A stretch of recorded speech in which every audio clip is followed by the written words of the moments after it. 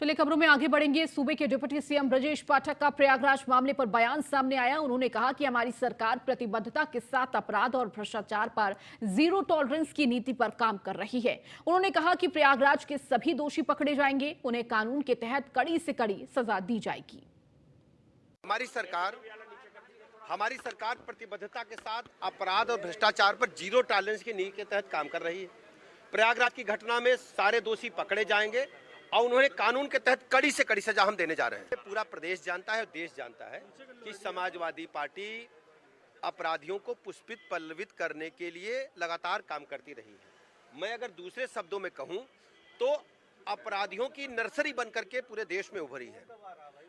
मैं दावे के साथ कह सकता हूं कि आज उत्तर प्रदेश में पूरी तरह से माफिया साफ हो गए हैं। जो भी घटनाएं हमारे लिए चुनौती हैं, हम सभी घटनाओं को गंभीरता के साथ लेते हैं और हमारी सरकार पूरी प्रतिबद्धता के साथ अपराध के जीरो टॉलरेंस की नीति के तहत काम कर रही है। किसी भी अपराधी को हम इसमें नहीं छोड़ेंगे, कितनी भी पहुंच का व्यक्ति हो, हम कड़ी से कड़ी सजा देने जा रहे हैं और हम इसके लिए लगातार पैरवी कर रहे हैं। कड़ी से कड़ी सजा इस मामले में देने जा रहे हैं। पूरे मामले को हम फास्ट ट्रैक कोर्ट में ले जाएंगे और उमेश पाल के परिवारजनों को, पीड़ित परिवार को हम इसमें न्याय दिलाएंगे। आप खुद रिसर्च करिए कि उद्भव कहां से है, जहां से उद्भव है वही तो माना जाएगा प्रोडक्ट। वहीं डिप्टी सीएम केशव प्रसाद मौर्य ने समाजवादी पार्टी पर जमकर निशाना साधा। उन्होंने कहा कि समाजवादी पार्टी ने ही राजनीति का अपराधीकरण किया है। जितने अपराधियों के खिलाफ कार्रवाई होगी उनसे सपा के रिश्ते जग जाहिर होंगे। उमेश पाल जी की हत्या के मुख्य साजिशकर्ता के साथ श्री अखिलेश यादव जी की फोटो आपको दिखाई दे रही है। आने वाले समय में जितने भी बड़े बड़े अपराधों के खुलासे होंगे और उन अपराधियों के साथ समाजवादी पार्टी के रिश्ते नाते जगजाहिर हो जाएंगे। इन्होंने सदैव अपराधियों का संरक्षण किया है, अपराधियों को बढ़ावा दिया है, अपराधियों को राजनीति में लाने का काम किया है। जिन अपराधियों के कारण से एक तरह से उत्तर प्रदेश में एक विधायक के हत्यारे के खिलाफ जो मुख्य गवाह, उसकी जिस प्रकार से दिन दहाड़े सरकार ने उनको सुरक्षा भी दे करके रखी थी। उमेश पाल जी को मैं व्यक्तिगत तौर से भी जानता हूं। वह एक संघर्षशील और बहुत ही सामाजिक व्यक्ति थे और पिछले काफ़ी समय से भाजपा से भी वो जुड़े थे। यह उत्तर प्रदेश के लिए बड़ी घटना है और उमेश पाल जी की हत्या किया जाना यह बहुत दुखद है और समाजवादी पार्टी का ऐसे अपराध को करने वाले, साजिश रचने वालों के साथ अगर संबंध उजागर हो रहा है वो कोई आश्चर्य की बात नहीं है। उमेश वहीं समाजवादी पार्टी के राष्ट्रीय अध्यक्ष अखिलेश यादव ने एक बार फिर से कानून व्यवस्था को लेकर बीजेपी सरकार पर निशाना साधा। अखिलेश ने कहा कि मैं कई बार ये कह चुका हूं कि जब से बीजेपी सरकार आई है कानून व्यवस्था ध्वस्त हो गई है। आगे क्या कुछ कहा है अखिलेश यादव ने, आपको सुनाते हैं। कानून व्यवस्था ध्वस्त हुई है। सुप्रीम कोर्ट, हाई कोर्ट ने समय समय पर सरकार को लताड़ा है और सुप्रीम कोर्ट ने यहाँ तक कहा कि उत्तर प्रदेश में क्या जंगल राज चल रहा है। सरकार ये कहती है कि मिट्टी में मिला देंगे अपराधियों को। जिस तरीके से डायलॉग मारे जाते हैं फिल्मों में, ये सरकार डायलॉग से चल रही है। जिस सरकार का परमानेंट डीजीपी ना हो, एक ही अधिकारी पर इंटेलिजेंस हो, एक ही अधिकारी पर सब कुछ हो, उसके बाद कैसे उम्मीद कर सकते हो कि प्रशासन सही खबर मुख्यमंत्री और सरकार तक पहुंचाएगा। जब एक ही अधिकारी के पास सब कुछ होगा, आखिरकार सूचना क्यों रोक रहा है कोई? अमेठी में, इलाहाबाद में और जगह से भी सूचना उत्तर प्रदेश में आती है। आखिरकार सरकार जिस तरीके से डबल ट्रिपल मर्डर हो रहे हैं, क्या उनका भी इनकाउंटर करेगी? क्या इनकाउंटर यही है? और फिर मैंने सदन में कहा कि सरकार को टॉप 10, टॉप 100 सूची माफियाओं की जारी करनी चाहिए। सरकार ये जब कहती है मिट्टी में मिला देंगे, तो टॉप 10, टॉप 100 की सूची जारी करने में सरकार को क्या दिक्कत है? तस्वीर किसी के साथ भी हो सकती है। कल जब हम लोग खाना खा रहे थे तो हमारी तस्वीर मुख्यमंत्री जी के साथ थी और अगर मुख्यमंत्री जी ने अपने केस वापस न लिए होते तो सोचो आप क्या चला रहे होते। आज ये सोशल मीडिया का जमाना है, कोई भी आता है फोटो खिंचवाता है। आपने आधी फोटो देखी, लाने वाला भी उसके अंदर फोटो के अंदर है, जिसने मिलाया वो भी फोटो। वहीं सपा अध्यक्ष अखिलेश यादव के साथ सदाकत खान की फोटो वायरल होने के बाद बीजेपी प्रवक्ता राकेश त्रिपाठी के बयान सामने आया है। प्रयागराज हत्याकांड के मामले में जिस आरोपी को पुलिस ने गिरफ्तार किया है, उस आरोपी के साथ अखिलेश यादव जी की पार्टी दफ्तर के भीतर कई तस्वीरें सामने आई है। स्पष्ट है कि हर अपराध के पीछे समाजवादी पार्टी का हाथ होता है। ये केवल राजनीतिक आरोप नहीं है, बल्कि इसके तमाम साक्ष्य दिखाई पड़ते हैं। और जिस तरह से एनकाउंटर में अपराधी के मारे जाने पर तमाम समाजवादी पार्टी के नेताओं के आंखों से आंसू रुक नहीं रहे, स्पष्ट है कि हर आपराधिक घटना के पीछे समाजवादी पार्टी का समर्थन, समाजवादी पार्टी का उनको पूरा आशीर्वाद रहता है। और इसीलिए जब अपराधी पर कार्रवाई होती है, बुलडोजर चलता है, एनकाउंटर होता है, तो दर्द समाजवादी पार्टी को होता है। प्रयागराज हत्या वहीं धर्मगुरु स्वामी रामभद्राचार्य जी महाराज नोएडा पहुंचे। इसके बाद न्यूज वन इंडिया के एमडी शैलेंद्र शर्मा के आवास पर गए, जहां रामभद्राचार्य जी महाराज का एमडी शैलेंद्र शर्मा समेत उनके परिवार ने फूल मालाओं से स्वागत किया। इसके बाद न्यूज वन इंडिया ने धर्मगुरु स्वामी रामभद्राचार्य जी महाराज से खास बातचीत की। इस दौरान स्वामी रामभद्राचार्य जी महाराज ने धीरेन्द्र शास्त्री सीएम योगी के मिट्टी में मिलाने वाले बयान और स्वामी प्रसाद मौर्य के रामचरितमानस पर विवादित टिप्पणी पर क्या कुछ कहा है, आपको सुनाते हैं। गुरुजी, सबसे पहले आपका न्यूज वन इंडिया पर स्वागत है। अनेक आशीर्वाद। सर, गुरुजी नोएडा आप आए हैं, आपके बीच में काफ़ी सारे आपके जो शिष्य हैं वो मौजूद हैं। सबसे पहले क्या मैसेज देंगे हमारे लिए और देशवासियों के लिए? मैं देशवासियों के लिए यही कहूँगा कि अपने राष्ट्र को राष्ट्र मानना चाहिए। आज विघटनकारी शक्तियां सक्रिय हो रही हैं। पंजाब में देख रहे हो, खालिस्तान के नारे लगाए जा रहे हैं। वहाँ तो सब कुछ कंट्रोल से बाहर हो गया है। मेरा मानना है कश्मीर से लेकर कन्याकुमारी तक और कटक से लेकर गंगोत्री तक संपूर्ण भारत हमारा है। हम तो भगवान से प्रार्थना करेंगे और प्रयास भी करेंगे कि पाकिस्तान द्वारा अधिकृत कश्मीर भी हमें मिल जाए और विघटनकारी शक्तियों को रोका जाए। पंजाब की स्थिति देखकर मुझे बहुत डर लग रहा है। धीरेन्द्र शास्त्री बागेश्वर धाम को लेकर एक माहौल चल रहा है लगातार, और कहीं ना कहीं सनातन धर्म को टारगेट किया जा रहा है। गुरुजी, क्या मानना है आपका? नहीं, वो तो अच्छा बालक है, अच्छा काम कर रहा है। क्या लग रहा है कि सनातन धर्म को टारगेट हो रहा है? हाँ, सनातन धर्म को सभी टारगेट कर रहे हैं। मैं कहता रहा हूँ कि पंजाब में जो कुछ हो रहा है वो सनातन धर्म के विरुद्ध हो रहा है। मुसलमानों के विरुद्ध कोई कुछ नहीं कह रहा है, हम ही लोगों के विरुद्ध सब कुछ हो रहा है। वहाँ वो आनंद सिंह है, करण सिंह कितना मुखर हो गया, देखा आप देख नहीं रहे? अभी एक प्रयागराज में घटना हुई है महाराज जी। प्रयागराज में घटना होने के बाद खुद योगी आदित्यनाथ जो योगी हैं, उन्होंने कहा है कि अपराधियों को मिट्टी में मिला दूंगा।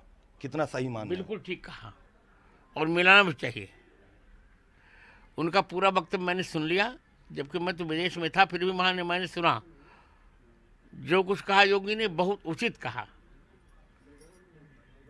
इस सरकार में और पिछली सरकारों में क्या अंतर लग रहा है महाराज जी? बहुत अंतर विचार। लग रहा है। ये सरकार विकास यात्रा पर है, पिछली सरकार विनाश यात्रा पर थी। रामचरितमानस को लेकर काफी सारे विवाद चल रहे हैं महाराज जी। बहुत सारे लोग सवाल उठा रहे हैं। स्वामी प्रसाद मौर्य को भी लेकर बोला जा रहा है। स्वामी प्रसाद मौर्य की बुद्धि सठिया गई है। वो व्यक्ति हारा हुआ व्यक्ति है, उसके जीवन का न कोई मूल्य है न अस्तित्व। उस पर मैं क्या टिप्पणी करूं? जो रामचरितमानस जी का क भी नहीं जानता, उस पर क्या कहा जाए? मैं तो यही कहूँगा कि रामचरितमानस का प्रत्येक अक्षर भारत के भाग्य का महामंत्र है। होली आ रही है, एक हफ्ते बाद होली है। देशवासियों को क्या मैसेज देंगे?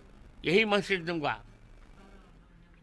कि इस होली में राष्ट्र विरोधी राष्ट्र विरोधी भावनाओं का ही होलिका दहन कर दिया जाए। बहुत बहुत धन्यवाद। ये थे हमारे साथ गुरु जो रामभद्राचार्य, और जिनका साफ कहना है तमाम बातों को लेकर इन्होंने सवाल उठाया और कहा, देशवासियों को भी मैसेज दिया, और कहीं ना कहीं बड़ी बातें जो जिस तरीके से सरकार को घेरने की बात की जा रही थी, या योगी का जो बयान आया था कि मट्टी में अपराधियों को मिला दूंगा, उसी को लेकर कहीं ना कहीं जो महाराज जी हैं वो बोलते नजर आए। वीडियो से राम के साथ मैंने Sharma, news India, Noida. Break के बाद एक बार फिर से आपका स्वागत है। खबरों में आगे बढ़ेंगे। अगली खबर मुजफ्फरनगर से है, जहां पर मौलाना अरशद मदनी से शास्त्रार्थ के लिए स्वामी यशवीर महाराज ने देवबंद के लिए रवाना हुए, लेकिन प्रशासन ने उन्हें रुड़की रोड पर स्थित दीपक पैलेस के सामने रोक लिया। इसके बाद यशवीर महाराज अपने समर्थकों के साथ सड़क पर ही बैठ गए और हनुमान चालीसा और भजन कीर्तन शुरू कर दिया। स्वामी यशवीर महाराज का कहना है कि मौलाना अरशद मदनी को शास्त्रों का ज्ञान नहीं है। वो हिंदू धर्म पर कोई भी टिप्पणी करने से पहले सोच समझकर बोले और वो कभी भी उनके साथ शास्त्रार्थ कर तैयार हो। प्रशासन के काफी समझाने बुझाने के बाद स्वामी यशवीर महाराज अपने समर्थकों के साथ वापस लौट गए।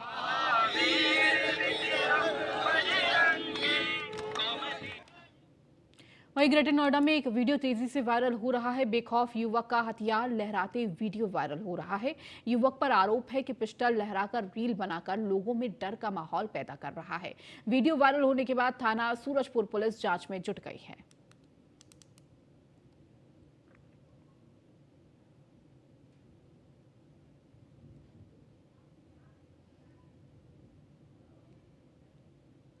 नोएडा के कोतवाली सेक्टर 63 पुलिस ने 25,000 का इनामी बदमाश को गिरफ्तार किया है। आपको बता दें, गैंगस्टर एक्ट में बदमाश फरार चल रहा था। लंबे समय से बदमाश फरार था, अब जाके पुलिस के हाथ लगा है। गैंगस्टर अर्जुन पर पहले से करीब 6 मामले दर्ज हैं।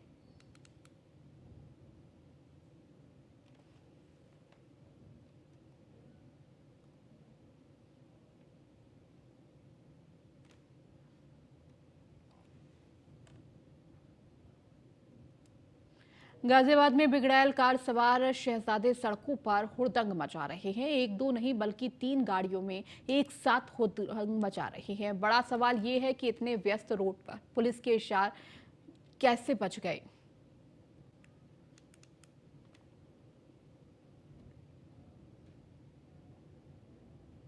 मुरादाबाद में आजम खां के बेटे अब्दुल्ला आजम की अपील पर आया फैसला। एडीजे के स्पेशल एमपी एमएलए कोर्ट ने अपील को खारिज कर दिया है। निचली अदालत के फैसले के खिलाफ की गई थी अपील। कम उम्र और निर्दोष बताते हुए सजा को स्टे करने की कोर्ट से अपील की गई थी। अब्दुल्ला आजम को 13 फरवरी को निचली अदालत ने सुनाई थी सजा।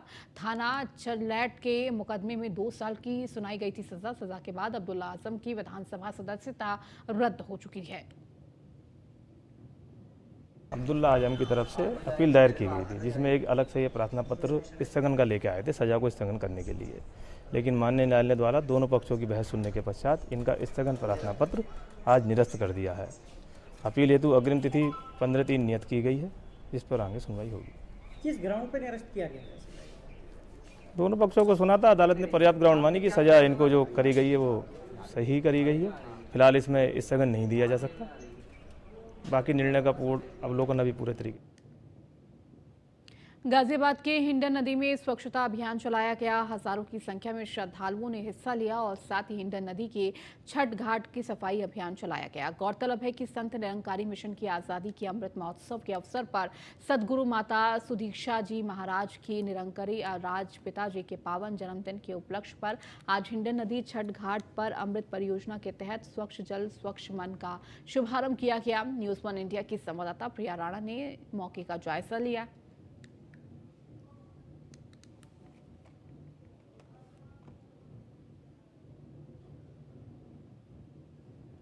हिंडन घाट पर इस वक्त हम मौजूद हैं और सेवादार लगातार यहां पर सफाई अभियान चला रहे हैं। बहुत सारे लोग हैं जिनसे हम जानने की कोशिश करेंगे। मैम, क्या नाम है आपका? मेरा नाम मधुलिका सक्सेना है। मैम, आज स्वच्छता अभियान चलाया जा रहा है, सेवादार काम कर रहे हैं, कैसा आप लोगों को लग रहा है? बहुत अच्छा फील हो रहा है। हमारे सतगुरु का जैसे ये मिशन का हमारे माता जी का आदेश है, वैसे मैं प्रोफेशनली टीचर हूँ और आज अपने सतगुरु के आदेश पर सफाई अभियान में शामिल हुई हूँ कि स्वच्छ जल स्वच्छ मन। सफाई हमारे इसका मोटो है। हर तरह से हमारा मिशन अपना समाज के लिए योगदान दे रहा है और मुझे यहाँ शामिल होकर बहुत अच्छा महसूस हो रहा है। आज आप स्वच्छता अभियान में यहाँ पर पहुँची हैं, आप लोग सेवा कर रहे हैं, कैसा आपको लग रहा है? बहुत अच्छा लग रहा है। बहुत अच्छा लग रहा है। लगभग जो स्वयं सेवक हैं और साध संगत के महात्मा हैं मिला के लगभग 800 से 1000 के बीच में है जी। जो यहाँ पर सुबह 8 से और 12 तक का हमारा ये सफाई का समय है और सदगुरु माता की कृपा से सभी लगे हुए हैं। देखिए ये हमारे जो मिशन के सदगुरु हैं, सदगुरु माता सविंद्र हरदेव जी महाराज, सुदीक्षा जी महाराज, और इनकी कृपा से हम हमारे सदगुरु बाबा हरदेव सिंह जी महाराज के जन्म दिवस पर जो कि 23 फरवरी को होता है, उसके उपलक्ष्य में हर वर्ष ये जो जन कल्याण की सेवाएं हैं, इसी प्रकार ये जो प्रोजेक्ट अमृत है, इसके तहत पूरे भारत में लगभग 1100 स्थानों पर इसी प्रकार से जो ये सेवाएं हो रही हैं।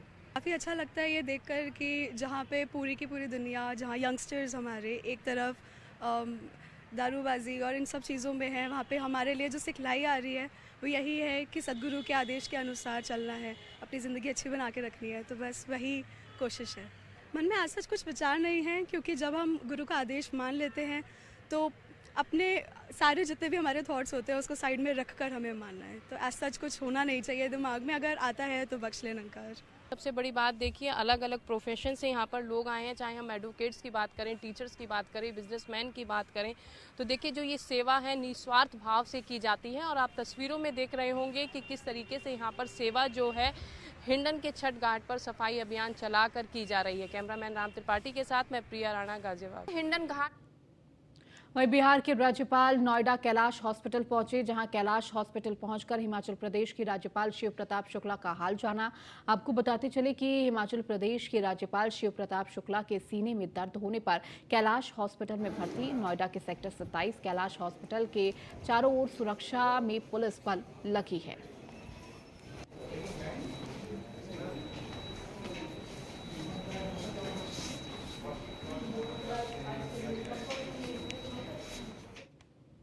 चलिए, इस बुलेटिन में फिलहाल इतना ही। बने रहिए न्यूज़ 1 इंडिया के साथ।